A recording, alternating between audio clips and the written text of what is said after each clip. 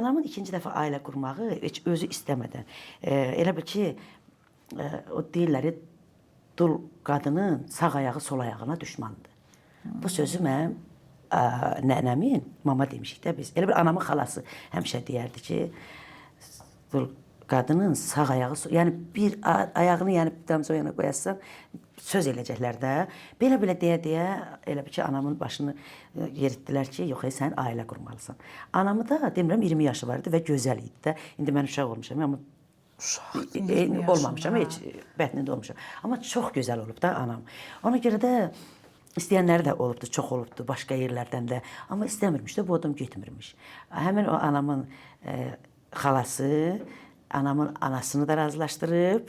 Çünki anamın atası artıq dünyasını dəyişmişdi.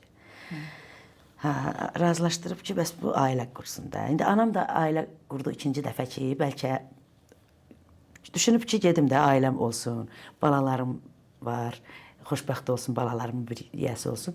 Heç o da belə ürək açan ailəlik olmadı da. Başa anama əziyyət verən bir insan oldu. Allah rəhmət eləsin. Bizə də əziyyət verirdi. Onu da halal xoş eləmişəm. Yəni insan əgər o mənə bir şillə vurubsa, o ögey atam. Amma həm də məni məsəl üçün dalına alıb gəzdiribdi deyə uşaq vaxtı. Yoxuşa çıxırdıq, mən çıxa bilmirdim, alırdım məni boynuna. Sonra mən dəcəllik eləyəndə mənə şillə vuranda ögey atadır deyə adama pis gəlirdi. Amma mən halal eləmişəm də. Bəlkə elə öz atan da eləyərdi.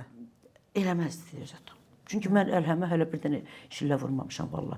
Biz elə övlad olmamışıq ki, biz özümüzə şillə vurduraq. Biz çox tərbiyəli. Öz övladlarına eləyirdi onu. Hə.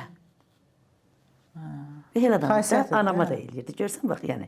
Deməyim odur ki, ögeydi deyə yox. Bəlkə mən düşünürəm, bəlkə elə bir nəsə dəcəllik eləmişəm. Düzdür, mən uşaq vaxtı biraz belə dəcəlliklərim olub.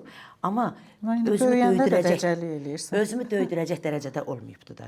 Başa düşdünüz? Dəcəllik nə olar? Mən demişəm, gedim kitabxanaya, kitab alım. Bunlar da deyiblər ki, yox, olmaz. Olmaz, tək getmə də, vaxt deyil. İndi axşam düşür.